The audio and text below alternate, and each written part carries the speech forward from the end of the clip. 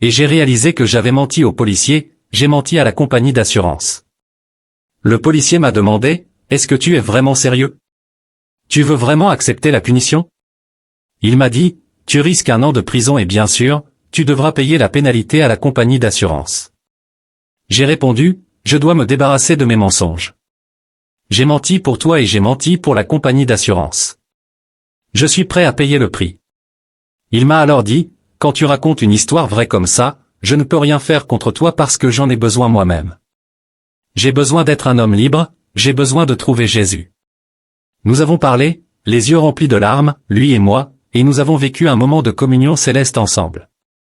Cet homme était le directeur de cette compagnie d'assurance pour tout le sud de la Norvège. Il est venu de Norvège, il est venu de loin et m'a dit, « Rejoins mon ministère en Allemagne et commence à faire passer des Bibles en contrebande en Europe de l'Est. C'est interdit, mais tu en feras partie et tu feras passer les Bibles. » J'étais le leader de ce voyage avec 2 femmes, l'une norvégienne et l'autre américaine.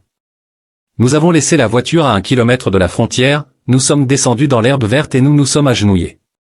Nous étions tellement nerveux, nous nous sommes dit, que pouvons-nous faire, Dieu? Nous sommes impuissants. Et c'est là qu'il nous a parlé.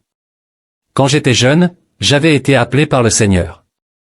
J'étais adolescent et j'ai commencé à lire sur les gens d'Europe de l'Est, des personnes qui souffraient énormément. Elles étaient emprisonnées et forcées de travailler dur. Cela m'a profondément touché.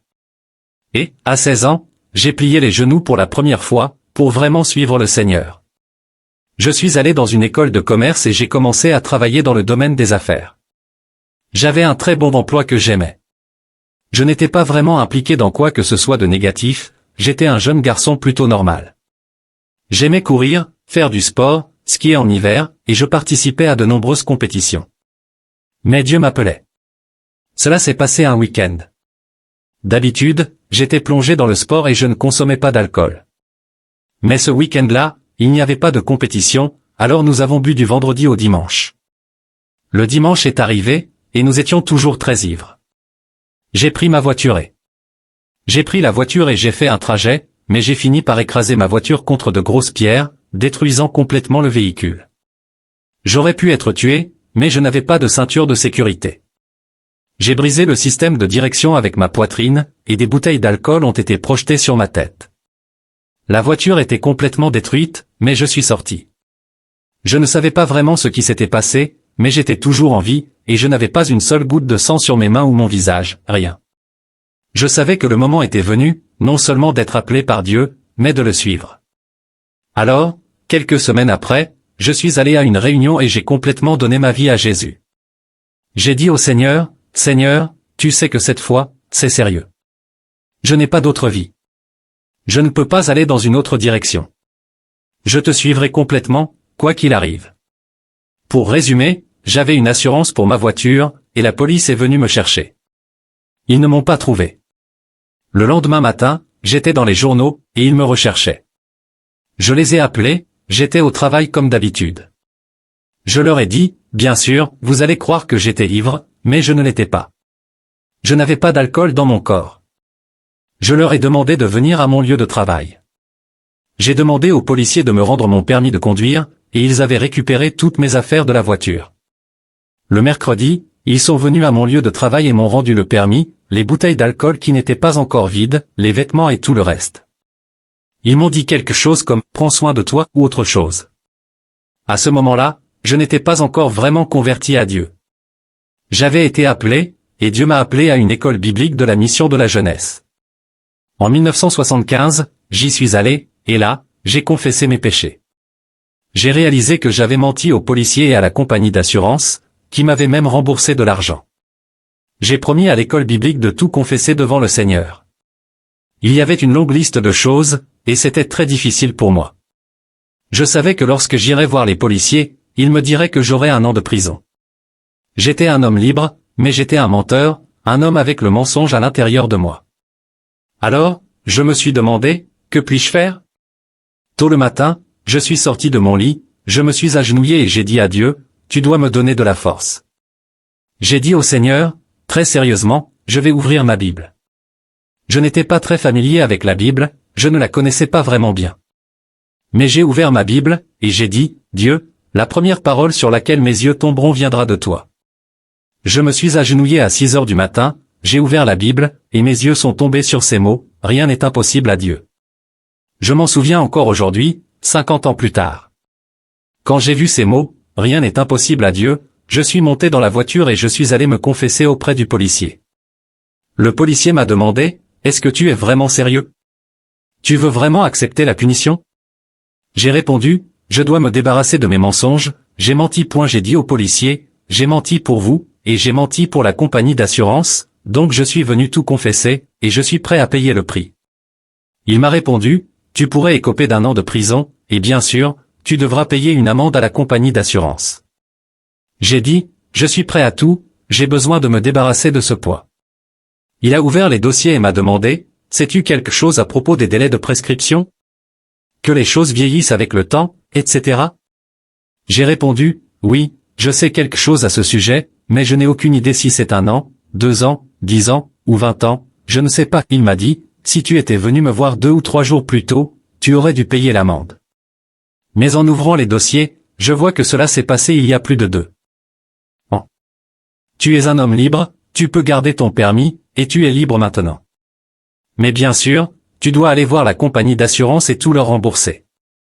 Je suis allé voir la compagnie d'assurance, et l'agent m'a demandé, es-tu allé voir la police? J'ai répondu, oui. Il m'a dit, oh, tu n'aurais jamais dû aller voir la police et tout leur dire. Je pourrais cacher ça pour toi, et tu serais un homme libre de mon côté.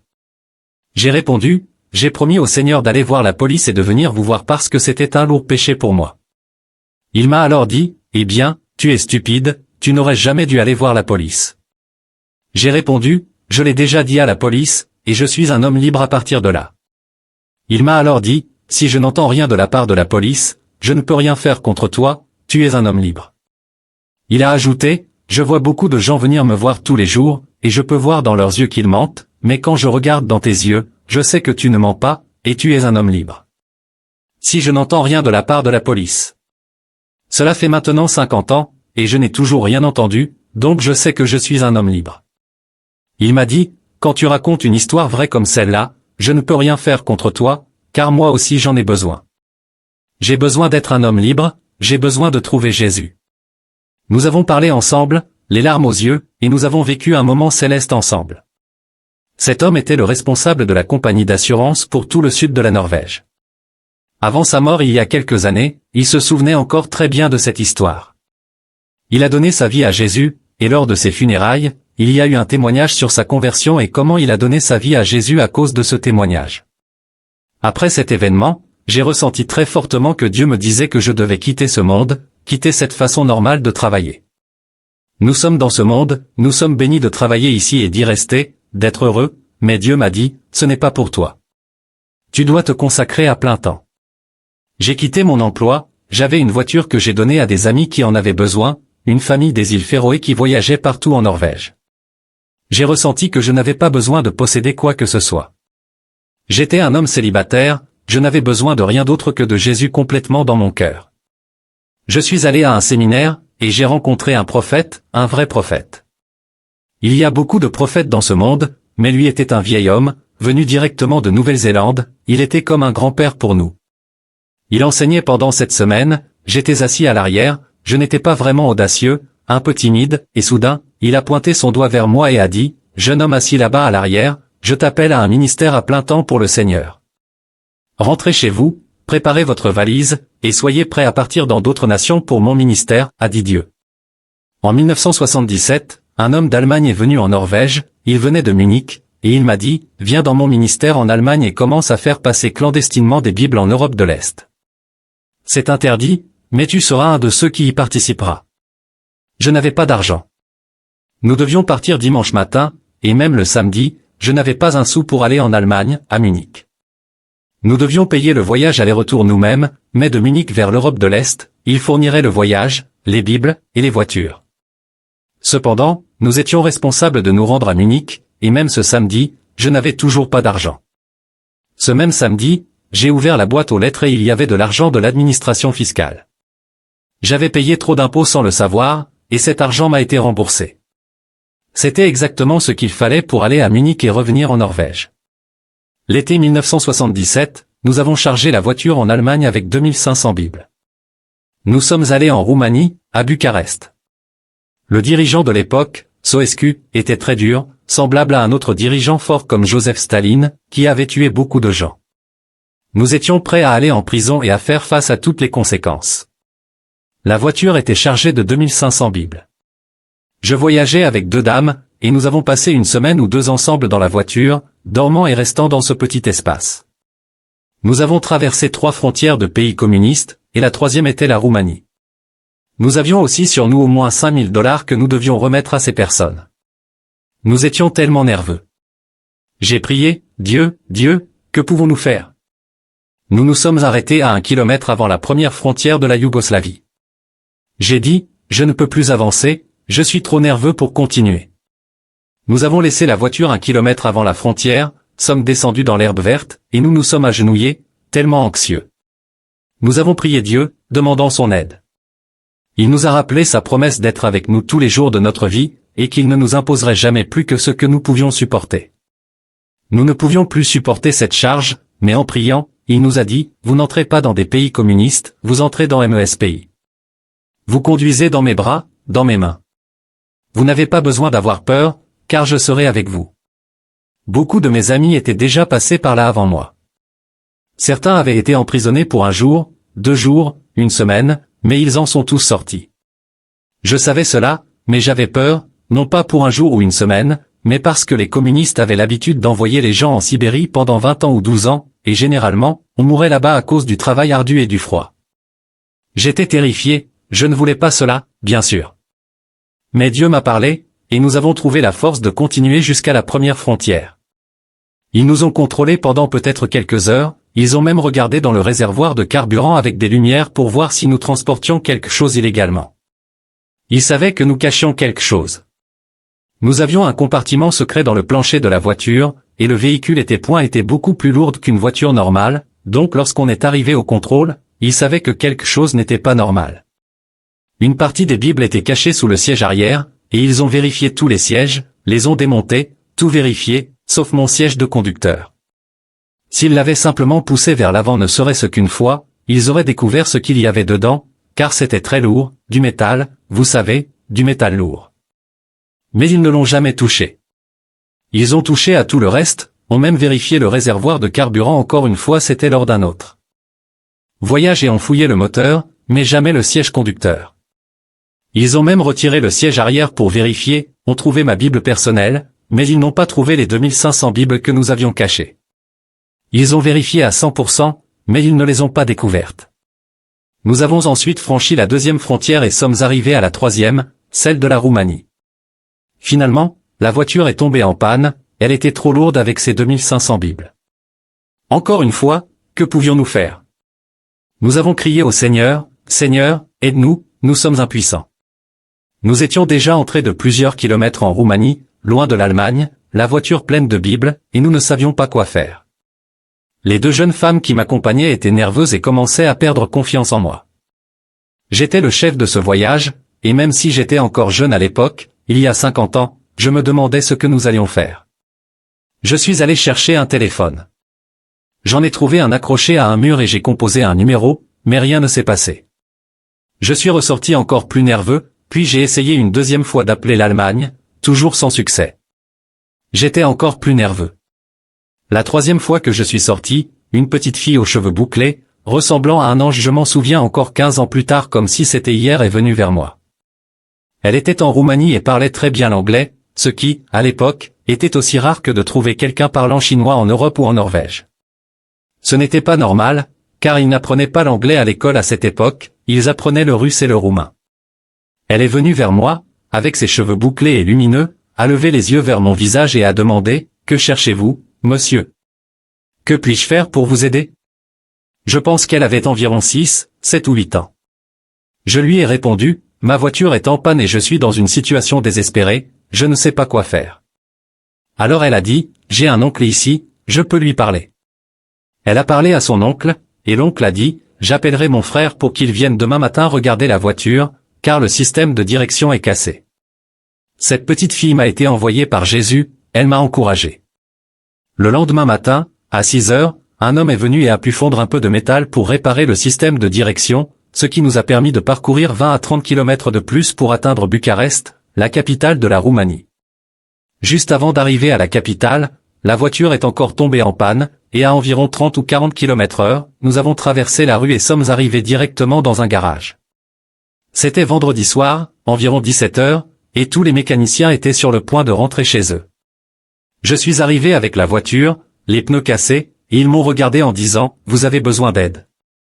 J'ai répondu « Oui, nous sommes dans une situation désespérée. » Ils ont pris la voiture, l'ont amenée à l'intérieur de l'atelier, ont fondu le métal, l'ont réparé, et nous avons pu poursuivre notre chemin.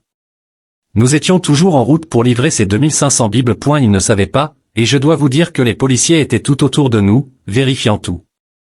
Nous étions nerveux, et ils nous observaient.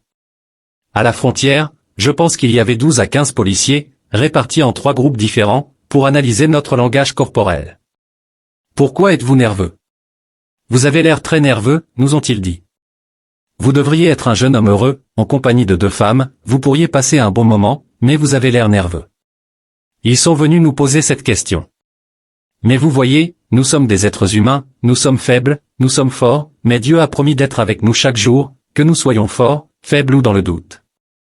Ils ont réparé la voiture, et je devais livrer les Bibles vendredi soir, mais ce soir-là, nous n'avions pas de carte de Bucarest. La ville était 2 fois plus grande qu'Oslo, la capitale de la Norvège, avec un demi-million d'habitants. Nous connaissions l'adresse, Papa APC 7, Papa APC 7.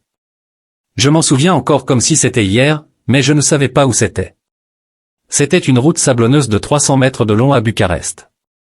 Nous sommes allés dans des hôtels, des stations-service, nous avons demandé une carte, mais personne ne voulait en donner à un touriste, nous n'étions pas les bienvenus là-bas. Nous n'avions rien.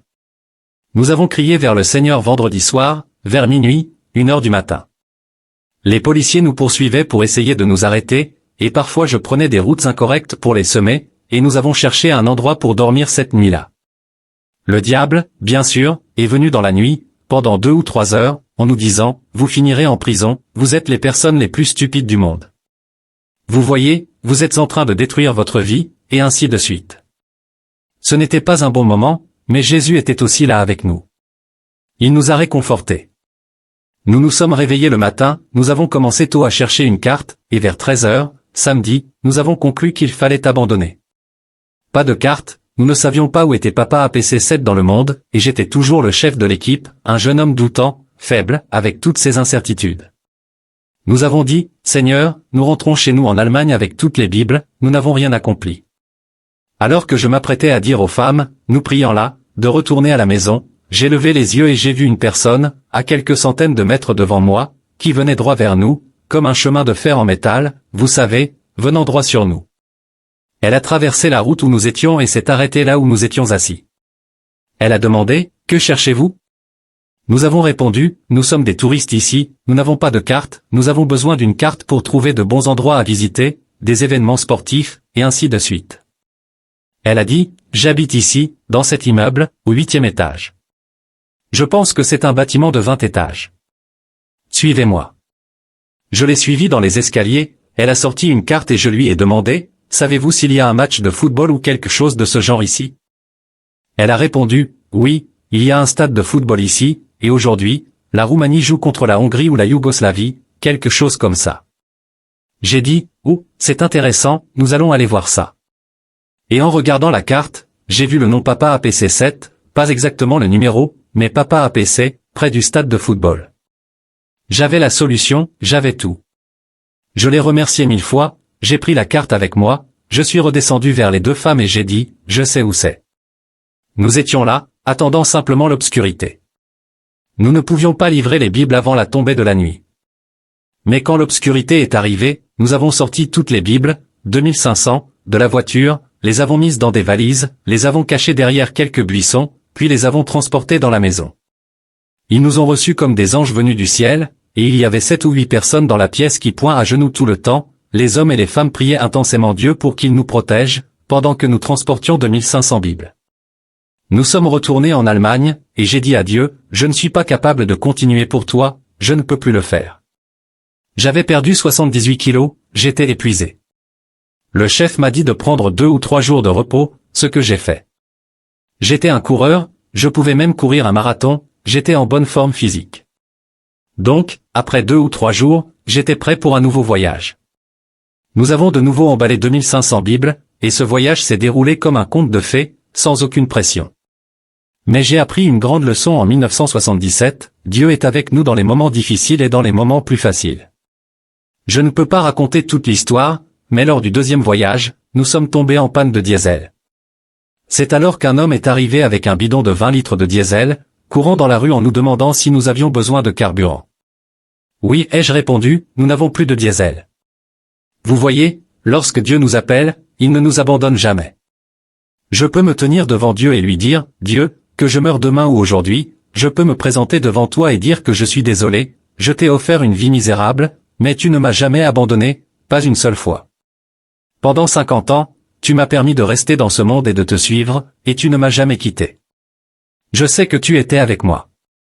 Je suis désolé, je n'ai pu te donner que ma vie faible, une vie dont je ne suis pas très fier, mais tu as toujours été un Dieu en qui je pouvais avoir confiance.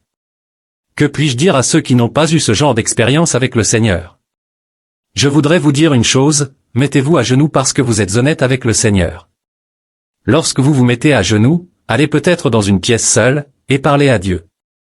Parlez à Dieu, celui qui vous a donné des yeux, celui qui vous a donné la respiration, celui qui vous a donné des dents pour manger. C'est un miracle, tout cela. Et s'il vous a donné la vie, il ne vous abandonnera jamais. Il vous appelle, il vous parlera, il vous appellera par votre nom. C'est un Dieu personnel. Mon nom est Seco, et il m'a appelé par mon nom tant de fois, Seco, Seco, Seco, parce que je devais réaliser qu'il m'aime. Un Dieu personnel m'aime. Je ne suis pas un outil comme une voiture ou quelque chose d'autre, je suis une personne, et j'ai besoin d'être aimé. Mon père était un homme très fort, il travaillait beaucoup, mais il n'était pas vraiment content de moi parce que peut-être que j'étais trop faible.